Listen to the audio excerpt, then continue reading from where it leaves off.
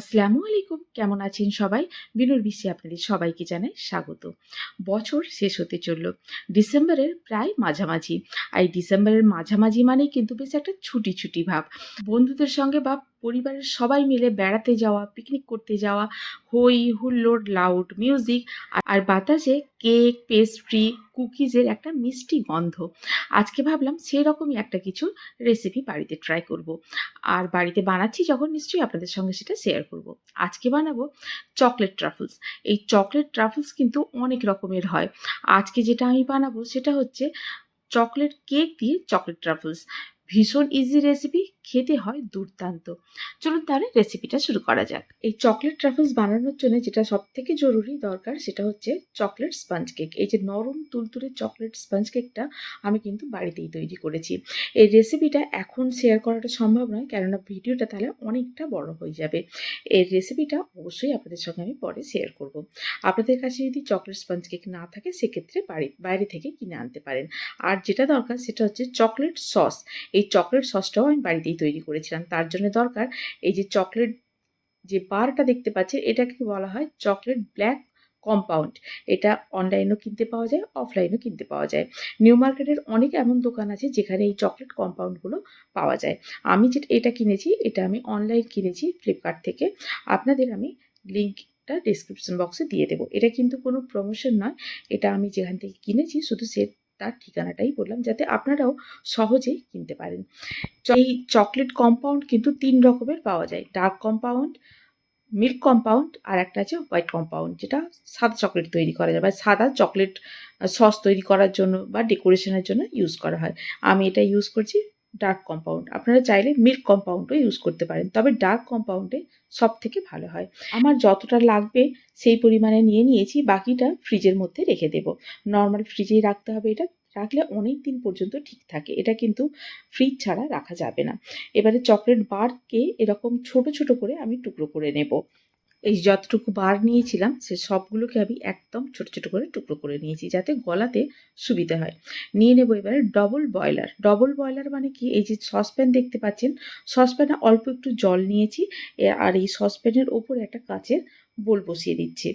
এই জলটা যখন গরম হবে এর ভাপেই ওপরে যে চকলেটটা দেবো আমি এই কাচের পাত্রে সেটা মেল্ট হতে থাকবে। আর একটা কথা মনে রাখতে হবে, যখন জলটা ফুটবে তখন যেন কোনো রকমভাবেই বাটির তলাটা টাচ না করে, শুধু জলের ভাপ গিয়ে বাটিটা গরম হবে।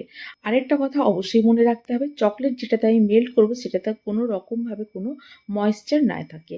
তাই টিস্যু পেপার দিয়ে খুব ভালো করে বোলটাকে আমি মুছে নিয়েছি। এবারে গ্যাসটাকে অন করে দেবো, সসপ্যানটাকে চাপিয়ে দেবো আর ফ্লেমটা রাখবো একেবারে লোয়ে, যাতে করে জলটা ফুটতে ফুটতে যে বোলের মধ্যে আমি চকলেটটাকে মেল্ট করব সেই বোলটাকে টাচ না করে। এবারে এই বোলের মধ্যে দিয়ে দেবো টুকরো করে রাখা চকলেটগুলোকে, আর দিয়ে দেবো 1 চা চামচের মতো বাটার, আর দিয়ে দেবো কনডেন্সড মিল্ক। এখানে আমি কনডেন্সড মিল্ক দিচ্ছি, আপনারা যদি চান ফ্রেশ ক্রিমও দিতে পারেন।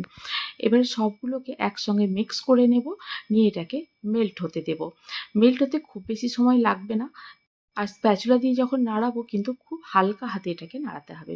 আমি এখানে এরকমভাবে ডবল বয়লার করে চকলেটটাকে মেল্ট করছি। আপনাদের কাছে যদি মাইক্রোওভেন থাকে মাইক্রোওভেনেও চকলেটটাকে মেল্ট করতে পারেন। মাইক্রোওয়েভ সেভ বলে চকলেটের টুকরোগুলো দিয়ে তাতে বাটার আর কনডেন্স মিল্ক দিয়ে একটু ঘুরিয়ে নিলেই রেডি হয়ে যাবে আপনাদের চকলেট সস। এই যে দেখুন আমাদেরও চকলেট সসটা কিন্তু একদম রেডি হয়ে গেছে।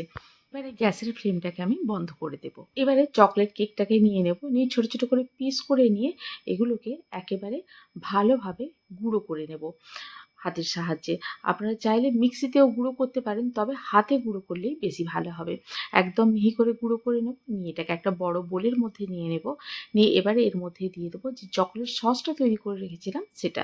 চকলেট সসটা তৈরি হয়ে যাওয়ার পরেও কিন্তু এই যে গরম যে জলটা আছে সেখান থেকে কিন্তু সরাবো না, তাহলে কি হবে, চকলেটটা জমাট বেঁধে যাবে। আর যদি চকলেটটা জমাট বেঁধে গিয়ে থাকে আবারও এরকম গরম জলের ওপরে যদি বসাই আমি, তাহলে এরকম লিকুইড আবারও হয়ে হয়ে যাবে। চকলেট সসটা পরিমাণ মতো দিয়ে এতে ভালো করে এটাকে মিক্স করে নেব। রুটি তৈরির জন্য যেরকমভাবে আটা মাখা হয় সেরকমভাবেই মেখে নেব। সেরকমই একটা ডোয়ের মতো তৈরি করে নিতে হবে। এই যে দেখুন একটা ডো তৈরি হয়ে গেছে। এবারে এর থেকে অল্প অল্প করে নিয়ে গোল গোল বলের মতো করে তৈরি করে নেব। আমি এখানে গোল বলের মতো তৈরি করে নিচ্ছি। বাড়িতে যদি বাচ্চা থাকে আপনাদের তাহলে বিভিন্ন রকম যে মোল্ড পাওয়া যায় সেই মোল্ডে দিয়েও বিভিন্ন আকার তৈরি করে নিতে পারেন। দেখতে আরও লোভনীয় লাগবে। এইরকমভাবে সবগুলোকেই আমি তৈরি করে নিয়েছি। এবারে যেটা সবথেকে জরুরি চকলেট ট্রাফলসে সেটা হচ্ছে চকলেটের যে গুঁড়োগুলো থাকে সেইটা এর মধ্যে দেয়া। এর জন্য নিয়ে নিয়েছি এখানে আমি কোকো পাউডার আর একটা চা ছাঁকা।